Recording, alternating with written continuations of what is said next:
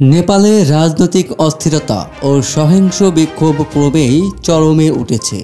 এই পরিস্থিতিতে পদত্যাগ করেছেন প্রধানমন্ত্রী কেপি শর্মা ওলি। মঙ্গলবার ৯ সেপ্টেম্বর দায়িত্ব ছাড়ার পরপরই নেপাল সেনাবাহিনীর একটি হেলিকপ্টারে চড়ে রাজধানী কাঠমান্ডু ছেড়ে যান তিনি। তার প্রস্থানের সময়কার ভিডিও ও ছবি ছড়িয়ে পড়েছে সামাজিক যোগাযোগ মাধ্যমে। সেখানে দেখা গেছে ওলির সরকারি বাসভবন আগুনে জ্বলছে এবং উপরে চক্কর দিচ্ছে সেনাবাহিনীর হেলিকপ্টার। তবে এই ফুটেজগুলো স্বাধীনভাবে যাচাই করা সম্ভব হয়নি। দুর্নীতি ও কর্তৃত্ববাদী শাসনের বিরুদ্ধে শুরু হওয়া আন্দোলন মূলত সামাজিক যোগাযোগ মাধ্যমে নিষিদ্ধের সিদ্ধান্তকে কেন্দ্র করেই শুরু হয়েছিল। নিষেধাজ্ঞা প্রত্যাহারের পরও পরিস্থিতি শান্ত হয়নি, বরং জনগণের ক্ষোভ আরও বেড়ে যায়। টানা সংঘর্ষ ও দমন পীড়নে প্রাণ গেছে অন্তত ১৯ জনের, আহত হয়েছেন ৪ শতাধিক।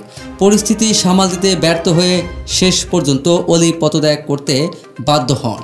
ভারতীয় সংবাদ মাধ্যম ইন্ডিয়া টুডে জানিয়েছে, পদত্যাগের আগে সেনাপ্রধান জেনারেল সিগডেলের সঙ্গে বৈঠক করেছিলেন ওলি। বৈঠকে তিনি সেনাবাহিনীকে দায়িত্ব নেওয়ার আহ্বান জানান। তবে সেনাপ্রধান সাফ জানিয়ে দেন, ওলি পদ না ছাড়লে তারা হস্তক্ষেপ করবে না।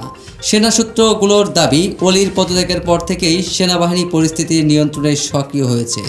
তবে ওলিকে হেলিকপ্টারে করে কোথায় নেওয়া হয়েছে তা নিশ্চিত নয়। রাজনৈতিক মহলে জল্পনা চলছে, তিনি চিকিৎসার অজুহাতে দুবাই যেতে পারেন। এমনকি হিমালয় এয়ারলাইন্সের একটি বিমান এ উদ্দেশ্যে প্রস্তুত রাখা হয়েছিল বলেও খবর মিলেছে।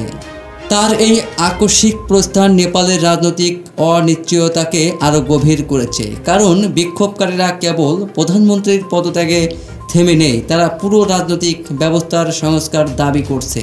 অন্যদিকে সেনাবাহিনীর সক্রিয় ভূমিকা দেশটির গণতান্ত্রিক ভবিষ্যৎ নিয়ে নতুন প্রশ্ন তুলছে।